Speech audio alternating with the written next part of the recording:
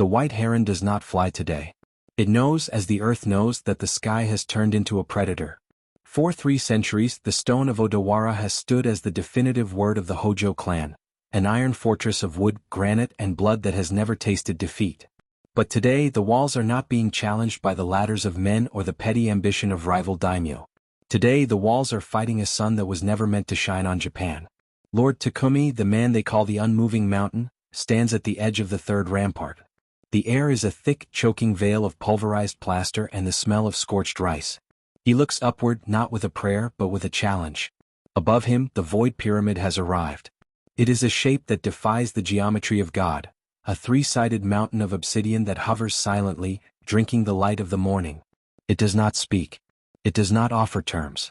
It only radiates a low-frequency hum that vibrates the marrow in Takumi's bones, a sound that makes the very stones of the castle groan as if they are pleading for release.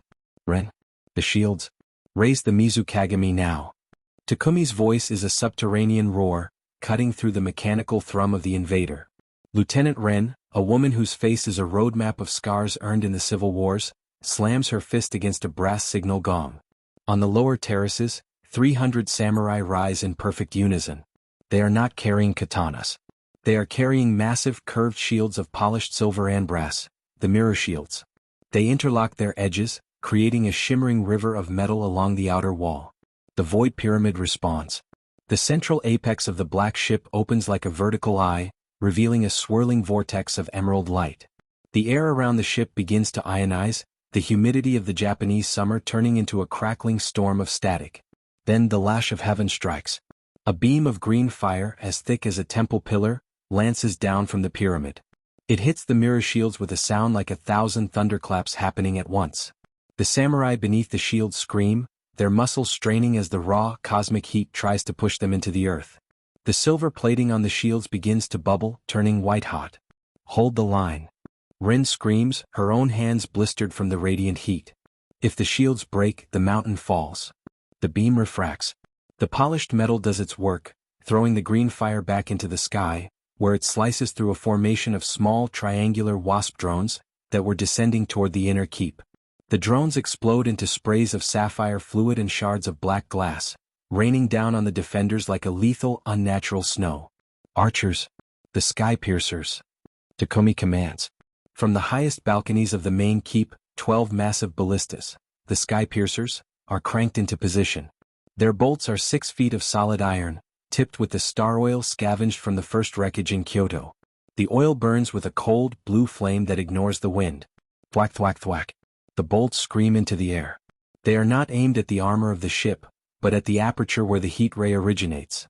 4 of the harpoons find their mark, burying themselves deep into the glowing emerald iris of the pyramid.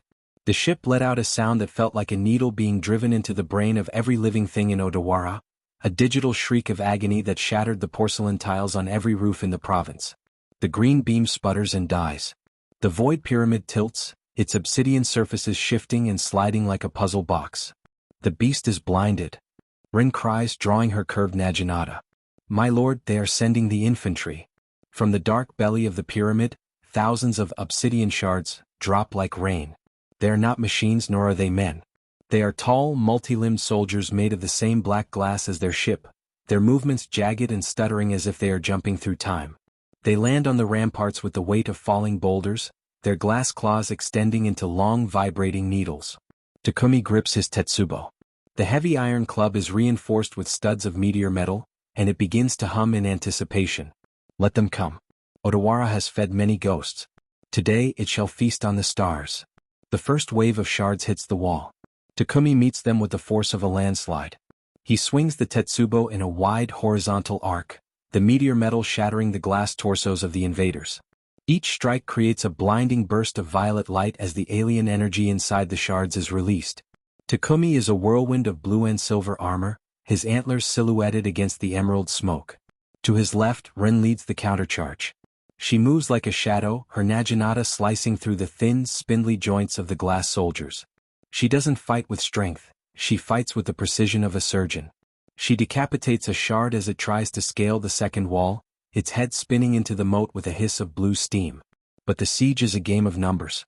For every shard that falls, 10 more drop from the sky. The white plaster walls are turning black from the soot, and the main gate is being pounded by a concentrated sonic pulse from a hovering drone. Takumi-sama. The gate. It's cracking. The unmoving mountain looks toward the iron-studded gates. They are glowing a dull red, the wood beginning to smoke. If the gates fail, the 5,000 civilians hiding in the lower keep will be slaughtered. Ren, take the inner circle. Seal the secondary walls. I will hold the gate. Lord, you cannot. There are too many. Takumi doesn't look back. He leaps from the 30-foot rampart, his heavy armor crashing into the mud in front of the gate. He is alone. 1,000 glass soldiers turn their obsidian heads toward him, their red sensors pulsing in unison. He stands before the gate, his feet planted wide in the red clay. He raises the tetsubo. The first shard lunges. Takumi crushes it mid-air. The second and third follow, their vibrating needles scoring lines across his breastplate. Takumi doesn't flinch. He swings and parries, his movements a brutal rhythmic dance of survival. Blood, human and alien, paints his armor. One of the glass needles pierces his shoulder, but he merely grunts, using the momentum to headbutt the shard, shattering its visor. Is this all the void has to offer? He roars, the blood on his face steaming in the heat. Above him, the void pyramid is preparing a final desperate strike. The harpoons in its iris have been melted away, and the emerald light is gathering once more, brighter than before. It is no longer a beam, it is a sphere of energy that will vaporize the entire castle. Ren. The pulse keg. Now. On the balcony, Ren ignites the fuse of a massive barrel filled with experimental black powder and scavenged alien cores. She and 3 samurai heave the keg over the railing. It falls through the smoke, a ticking heart of destruction. Takumi sees it coming. He times his swing with the precision of a lifetime of training. As the keg falls past his position, he hits it with the tetsubo like a temple bell. The strike sends the keg flying upward, straight into the heart of the gathering emerald sphere in the sky. The world disappears. A supernova of white and violet light erupts over Odawara. The shockwave is so powerful it flattens the forest for miles and sends a wall of water from the sea crashing onto the coast. The void pyramid doesn't just break, it is unmade. The obsidian glass turns into a fine, black sand that covers the world like a shroud. The green fire is snuffed out by the cold vacuum of the explosion. Takumi is thrown against the gate, the iron studs branding his back. He falls into the mud as the black sand rains down on him. The silence that follows is terrifying. The humming has stopped. The screaming has ended.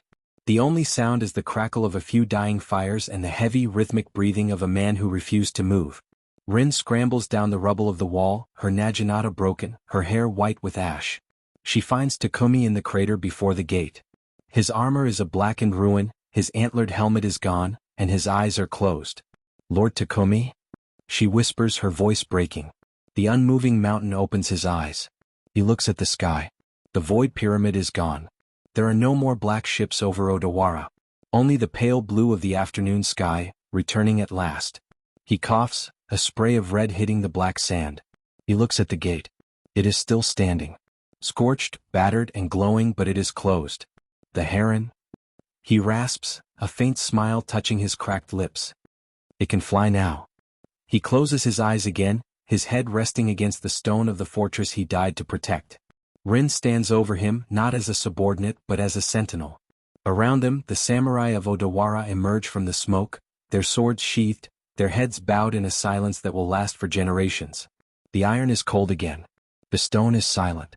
The mountain remains. The sun sets behind the silhouette of the castle, casting long shadows over the blackened earth.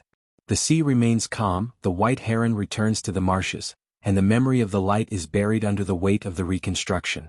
Odawara stands, a scarred and broken master of the coast, watching the horizon with eyes that have seen the end of the world and chosen to survive. The gates are sealed. The fires are out. The victory is a heavy, quiet stone in the heart of the province. Takumi is the mountain, and the mountain does not move.